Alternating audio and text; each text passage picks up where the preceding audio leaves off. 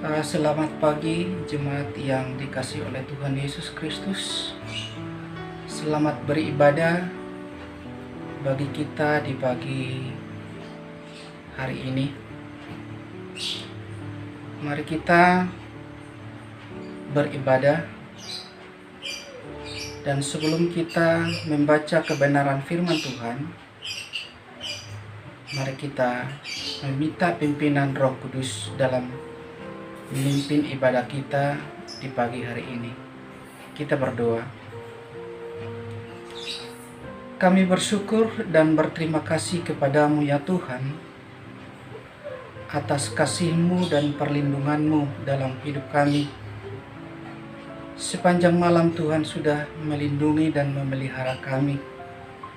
Hingga di pagi hari ini Tuhan, kami datang beribadah kepadamu. Walaupun kami beribadah dari rumah kami masing-masing, tetapi kuasa dan kasih-Mu Engkau akan memberkati kami. Berkati hamba-Mu yang Tuhan percayakan untuk memberitakan kebenaran firman Allah. Urapi secara khusus Tuhan, biarlah Engkau yang berkata-kata lewat bibir mulut hamba-Mu, sehingga setiap firman yang hamba-Mu sampaikan itu berasal daripada-Mu Tuhan.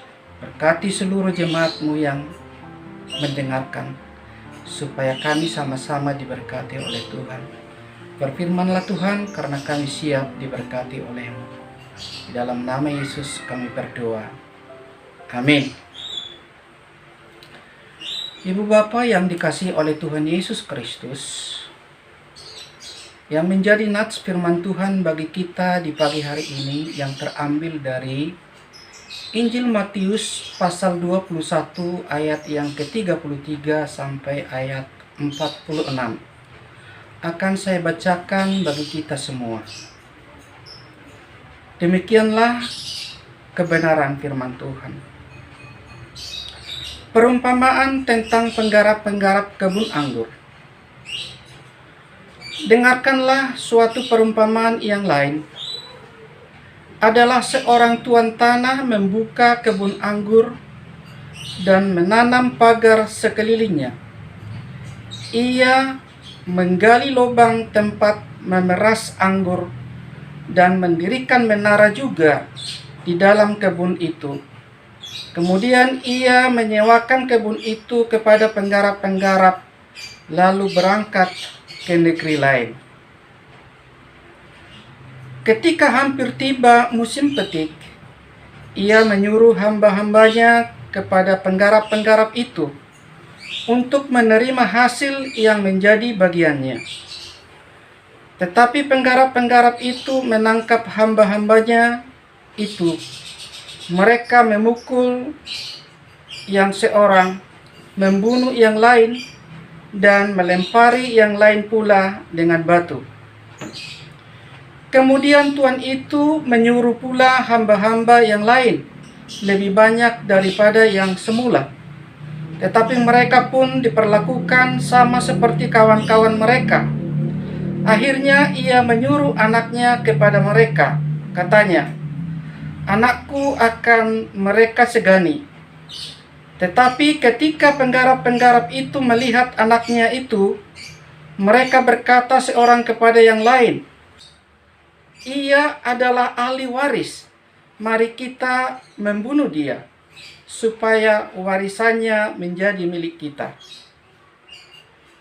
Mereka menangkapnya dan melemparkannya keluar kebun anggur itu, lalu membunuhnya. Maka apabila tuan kebun anggur itu datang, apakah yang akan dilakukannya dengan penggarap-penggarap itu? Kata mereka kepadanya, "Ia akan membinasakan orang-orang jahat itu, dan kebun anggurnya akan disewakannya kepada penggarap-penggarap lain, yang akan menyerahkan hasilnya kepadanya pada waktunya." Kata Yesus kepada mereka, "Belum pernahkah kamu baca dalam kitab suci, batu yang dibuang oleh tukang-tukang bangunan telah menjadi batu penjuru. Hal itu terjadi dari pihak Tuhan, suatu perbuatan ajaib di mata kita. Sebab itu, aku berkata kepadamu bahwa kerajaan Allah akan diambil daripadamu dan akan diberikan kepada suatu bangsa yang akan menghasilkan buah kerajaan itu. Dan barang siapa jatuh ke atas batu itu, ia akan hancur, dan barang siapa ditimpa batu itu, ia akan remuk. Ketika imam-imam kepala dan orang-orang Farisi mendengarkan perumpamaan Yesus, mereka mengerti bahwa merekalah yang dimaksudkannya, dan mereka berusaha untuk menangkap dia, tetapi mereka takut kepada orang banyak, karena orang banyak itu menganggap dia nabi. Demikianlah pembacaan firman Tuhan bagi kita di pagi hari ini. Yang berbahagia adalah kita yang mendengarkan dan melakukan di dalam kehidupan kita. Salam, Ibu Bapa yang dikasihi oleh Tuhan Yesus Kristus. Bahwa tema firman Tuhan bagi kita di pagi hari ini adalah dengan hikmat Allah, pahamilah dan hidup di dalam firman-Nya. Tentu jikalau tema ini kita buatkan suatu kalimat yang lain, dapat memberikan arti yang lebih bermakna lagi bagi kita. Seperti setiap orang yang memahami hikmat Allah dengan setia, bahwa mereka pasti bisa hidup taat di dalam firman-Nya. Oleh sebab itu berbahagialah orang yang mendengarkan hikmat Allah, yang memahaminya dan melakukan di dalam kehidupannya, dan ia pun setia di dalam firman-Nya. Saudaraku yang dikasihi oleh Tuhan Yesus Kristus,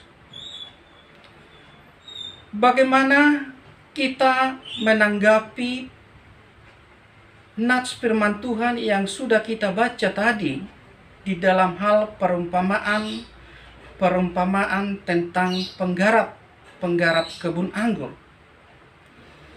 Tentu sebelum kita membahas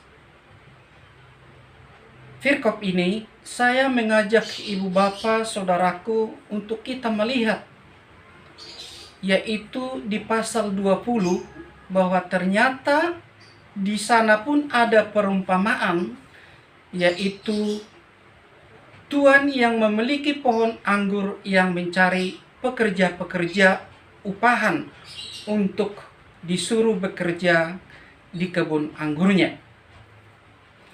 Saudaraku yang dikasihi Tuhan, bahwa tuan itu di pagi-pagi hari ia keluar dari rumah untuk mencari pekerja-pekerja untuk bekerja di kebun anggurnya. Ketika ia bertemu dan ia pun mengadakan kesepakatan di antara pekerja itu dengan tuannya, dan mereka sepakat bahwa dalam satu hari mereka diupah 1 dinar. Dan kesepakatan itu terjadi, dan pekerja-pekerja itu pun disuruh pergi ke kebun anggurnya. Tahap yang kedua, ternyata tuan itu pun pergi lagi kira-kira jam 9. Ia pergi keluar mencari pekerja, dan mereka ditemukan orang-orang yang sedang menganggur, dan orang itu pun disuruh untuk bekerja ke kebun anggurnya.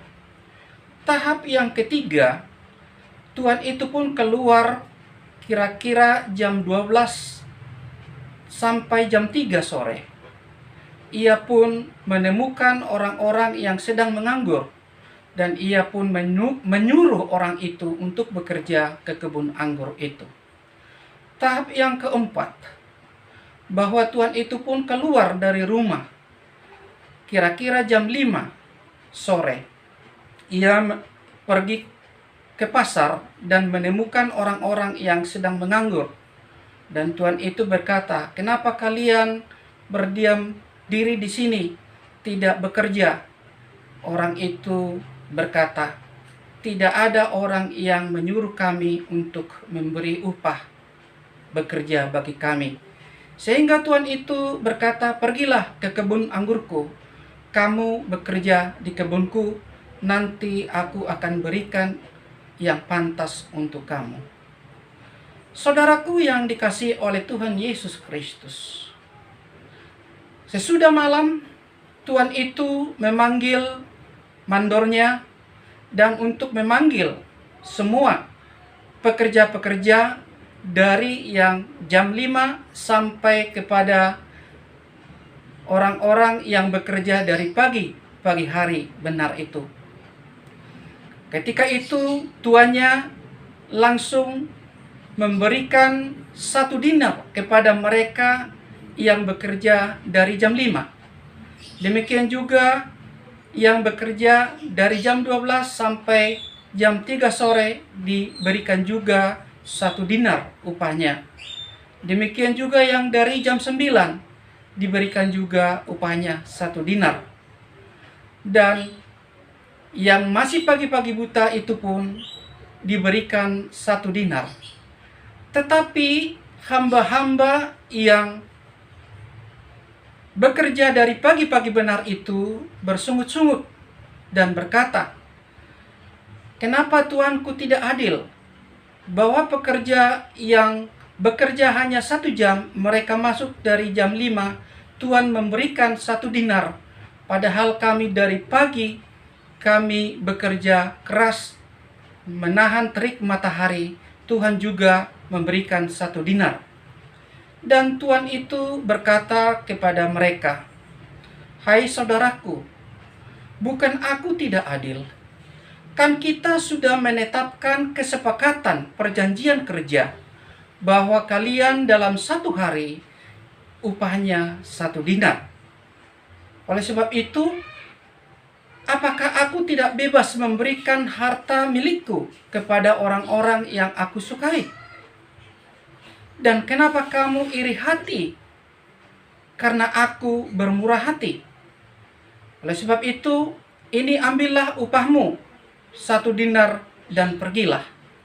Saudara-saudara yang dikasihi oleh Tuhan Yesus Kristus, ternyata di dalam pasal ini bahwa mereka adalah orang-orang pekerja upahan yang mendapatkan gaji. Ya, mereka tidak menyadari bahwa mereka sudah membuat kesepakatan bahwa mereka itu bekerja dalam 1 hari, upah mereka 1 dinar. Seharusnya mereka tidak perlu bersungut-sungut dan mempersalahkan tuannya itu. Sekarang kita melihat bagaimana dengan di pasal 21, yaitu tentang penggarap-penggarap. Kalau di sini kita melihat bahwa antara tuan dan penggarap di sini ini merupakan suatu hal kerjasama bisnis, ya, merupakan bisnis, ya. Tetapi tetap juga mereka mempunyai suatu kesepakatan di antara bisnis yang mereka lakukan. Kenapa saya katakan bahwa ini adalah bisnis? Karena tuan itu menyewakan kebun anggurnya itu kepada penggarap-penggarap. Apakah mereka itu akan bagi hasil? Yang jelas mungkin kesepakatan di antara mereka seperti itu. Sehingga ketika tuannya itu melihat bahwa sudah tiba waktunya untuk mengambil hasil bagiannya dia dari hasil kebunnya dia, dari penggarap-penggarap itu, dan ia menyuruh hambanya untuk meminta kepada penggarap-penggarap itu. Ternyata penggarap-penggarap itu memperlakukan hamba-hamba itu, mereka dianiaya, bahkan dibunuh dan dilempari dengan batu. Tahap yang kedua, ternyata tuannya itu juga mengirimkan hamba-hambanya yang lebih banyak lagi untuk mengambil bagian dia atau bagian hasil kebun anggurnya itu. Dalam firman Tuhan dijelaskan bahwa mereka ternyata memperlakukan hal yang sama seperti yang pertama. Akhirnya tuannya itu memutuskan, ia mengirim anaknya yang menjadi ahli waris kebun anggur itu. Dan ia pun memberangkatkan anaknya.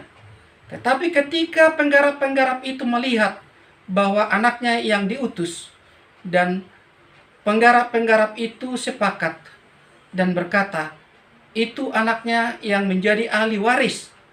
Mari kita menangkap dia dan membunuh dia. Dan anaknya itu pun ditangkap dan dibunuh. Tentu apa yang harus dilakukan oleh tuan pemilik anggur itu? Tentu ia harus sendiri. Ia mengambil alih dan ia mendatangi penggarap-penggarap itu dengan hamba-hambanya yang lain ataupun dengan pengawal dia untuk membinasakan penggarap-penggarap yang jahat itu. Dikatakan di situ penggarap-penggarap itu pun dibinasakan, bahkan ia mengambil alih kebun anggur itu dan diberikan kepada penggarap-penggarap yang lain yang jujur untuk taat setia melakukan penggarapan yang benar.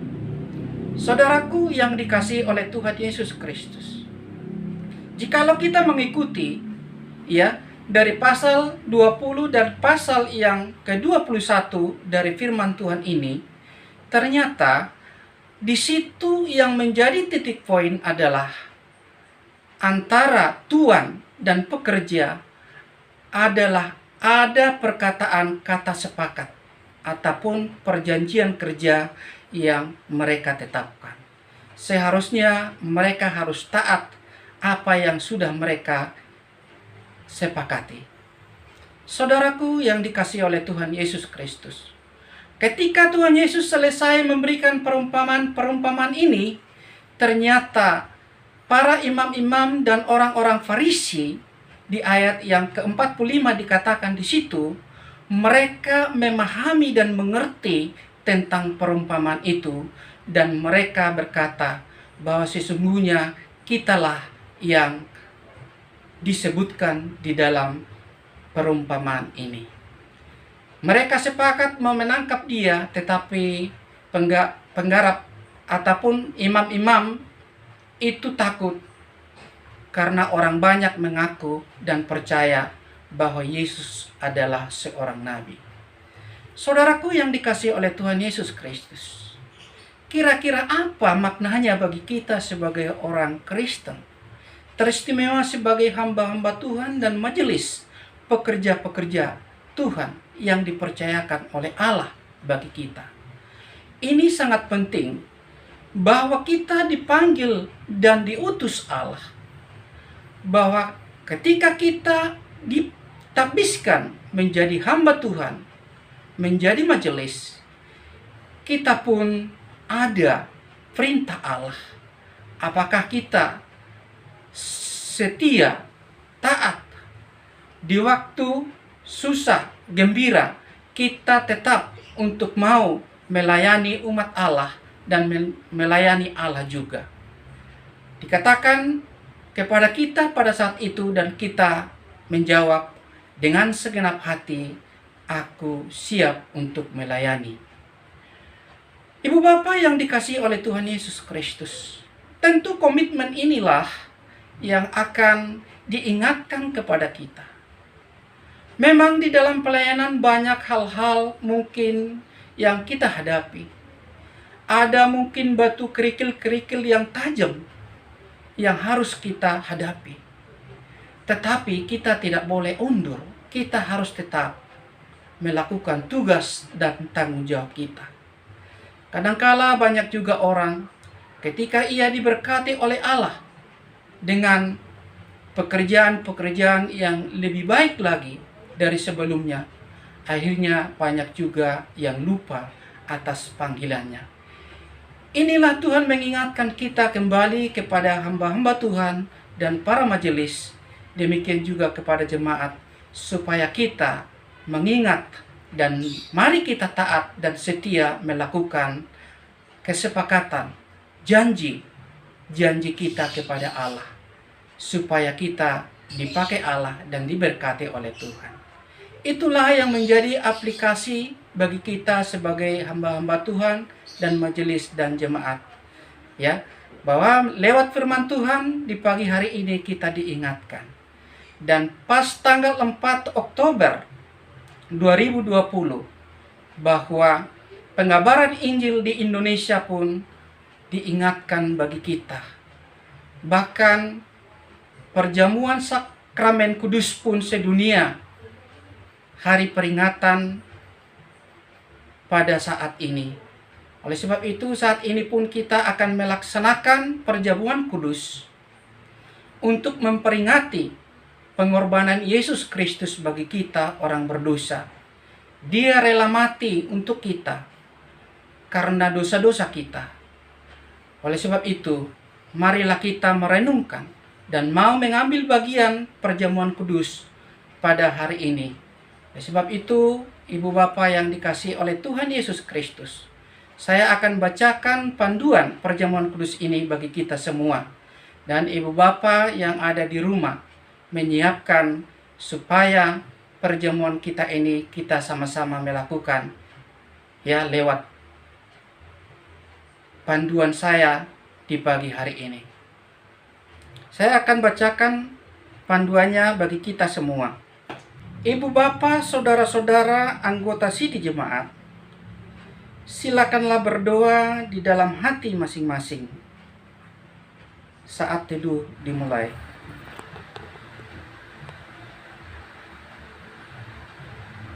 Roti inilah tanda dari tubuh Tuhan kita Yesus Kristus yang sudah diserahkan karena dosa kita.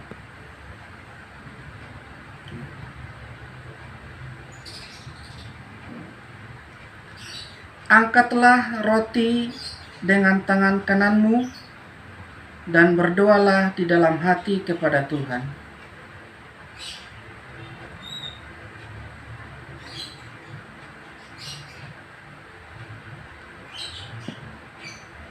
Amin. Jemaat yang dikasihi oleh Tuhan, marilah kita makan bersama-sama.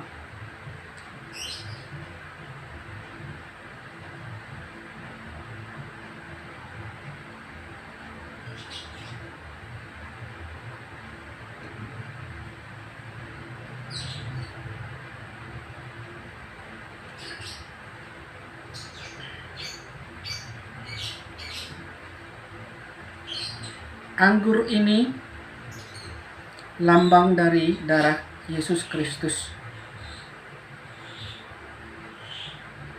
Inilah tanda dari darah Tuhan kita Yesus Kristus yang sudah ditumpahkan untuk keampunan dosa kita.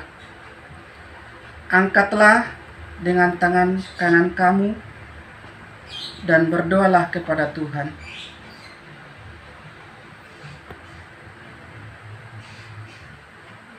Amin. Marilah kita minum bersama-sama.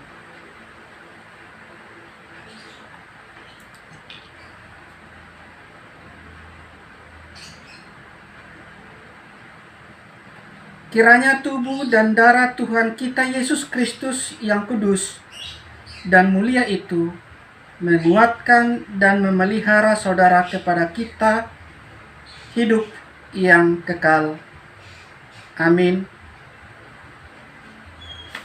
Doa persembahan khusus perjamuan kudus kita berikan dan kita kumpulkan. Mari kita berdoa. Tuhan, kami bersyukur jikalau Tuhan mengizinkan kami di pagi menjelang siang hari ini boleh mengikuti perjamuan kudus, tanda peringatan pengorbananmu, Engkau rela mati di kayu Kalvari. Terima kasih Bapa.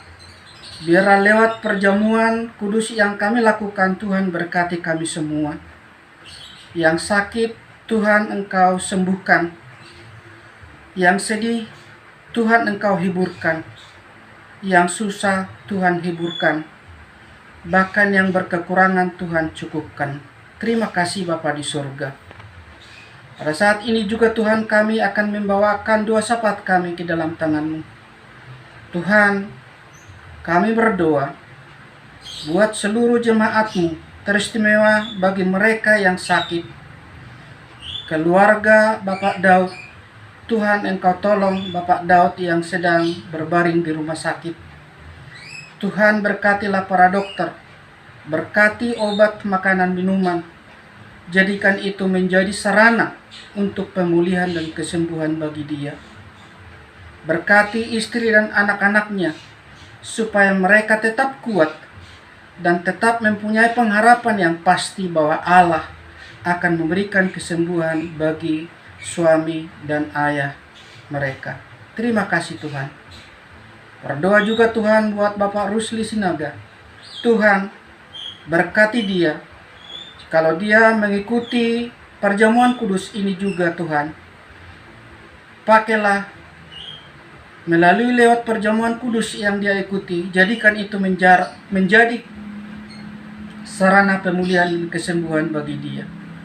Kalau Tuhan sudah menyembuhkan istri dan anak-anaknya, kami yakin juga Engkau akan menyembuhkan Bapak Rusli.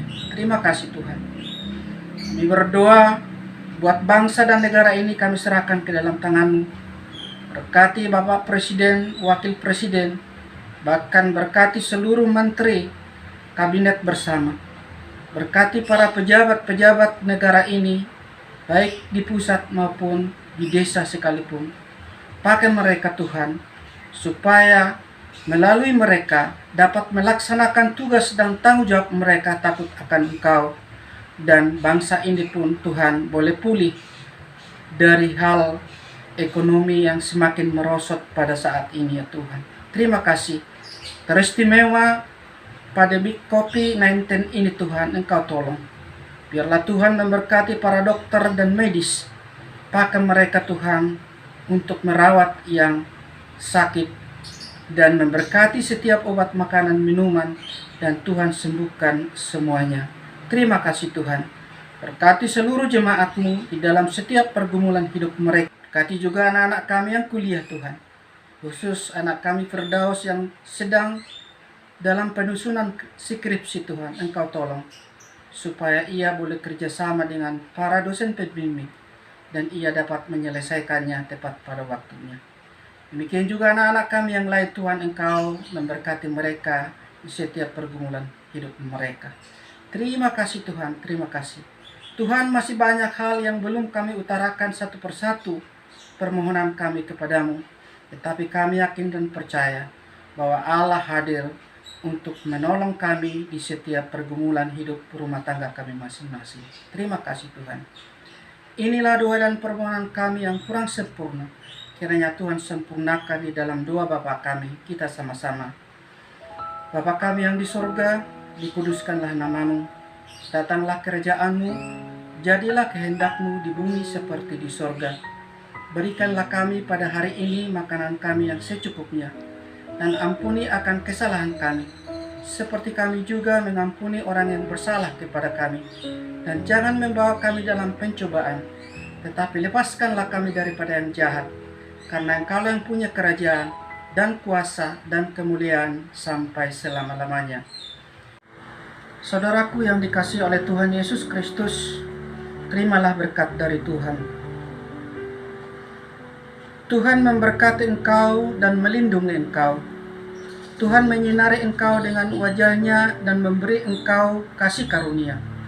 Tuhan menghadapkan wajah-Nya kepadamu dan memberi engkau damai sejahtera. Amin.